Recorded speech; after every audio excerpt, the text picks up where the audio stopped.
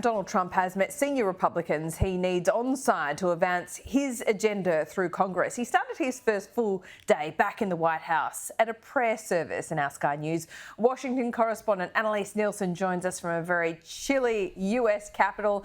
Annelise, he does need these Republicans on side. Executive orders, well, they really are a statement of his priorities, but if he wants to get anything substantive through Congress, he needs Republicans on side. It's going to be a little bit different than last time he was in the White House though, right? Oh, well, look, they can absolutely do a lot through executive orders. The president does have executive powers and can enact policy that way. But anything in the Constitution that's a designated power of Congress does need to go through the congressional process. And so that's going to potentially impact some of the things like the changes he wants to make to immigration law.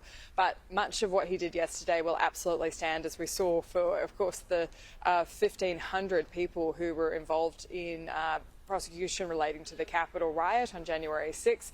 They'll lose there won't be any legal follow-up after that. They've been pardoned. That's done.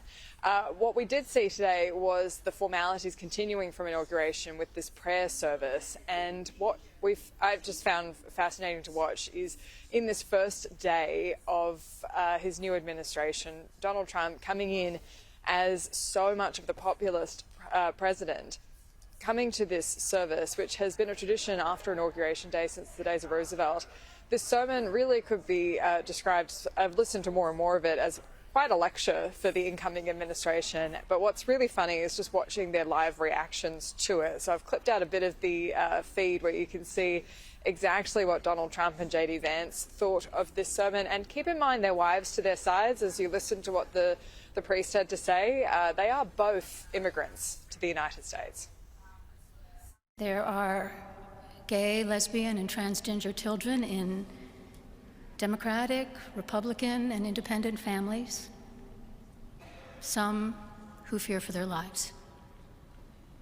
And the people who pick our crops and clean our office buildings, who labor in poultry farms and meatpacking plants, who wash the dishes after we eat in restaurants and work the night shifts in hospitals, they may not be citizens or have the proper documentation, but the vast majority of immigrants are not criminals. They pay taxes and are good neighbors. They are faithful members of our churches and mosques. What did you think of the service? What did you think? Did you like it? Did you find it exciting? Not too exciting, was it? I didn't think it was a good service, no. Thank you very much. Thank you, press. Thank you, press. They can do much better. Now, Laura, we're also waiting to hear from Donald Trump at a press conference where he's expected to make an infrastructure announcement. He's running a little bit over an hour late now, which I think is giving us some more insight into how the next few years are going to run. Joe Biden didn't do many press conferences. We're expecting a lot more from Donald Trump, especially given what we've seen in the last couple of days. And this will be the new norm. Yep, he loves sparring with the press, whether he loves them or loathes them. Annelise, thank you.